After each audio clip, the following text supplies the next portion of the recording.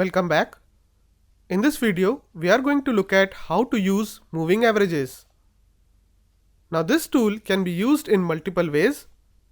The first way to use moving average is to compare the price of a security to the moving average. You basically want to see if the price of the security is above or below the moving average. Now this is important because if a security has been trending down in price, then it will trade below its moving average. Similarly, if a security has been trending up, then its price will trade above the moving average. So when the trend is up, the security is likely to trade above its moving average. Similarly, when the security is trending down, it is likely to trade below the moving average. In general, this implies that the penetration of the moving average is a signal that a change in trend may have taken place. Also, in general, the longer the time frame of the moving average, the greater the significance of the crossover.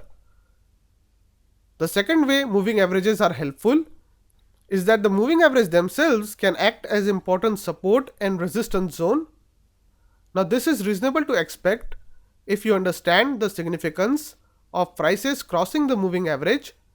Since prices crossing a moving average is significant, the moving average is likely to provide some support or resistance when prices near it.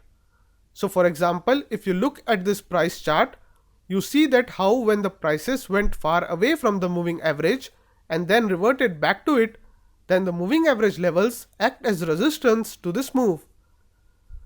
Similarly, you see here that the prices moved up above the moving average, and then when they came back to the moving average, this moving average acted as a support zone for the prices. The third way to use moving averages is to use multiple moving averages to generate buy and sell signals. So for example, one may use a 20-day average and a 60-day moving average to determine that a buying trend may be emerging.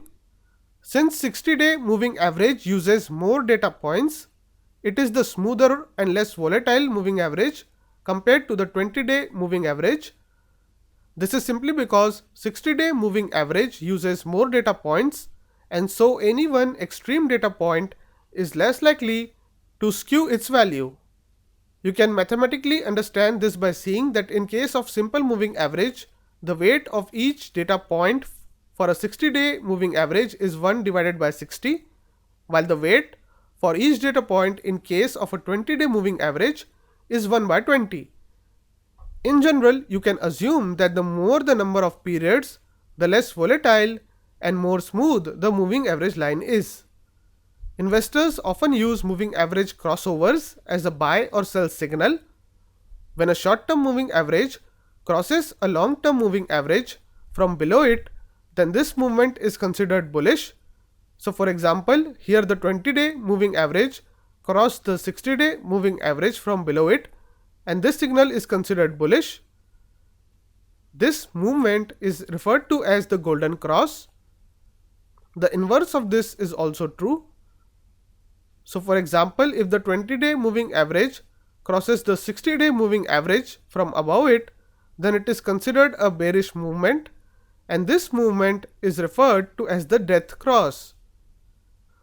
With this, we have come to the end of our discussion on moving averages. From the next video onwards, we are going to look at some other technical indicators.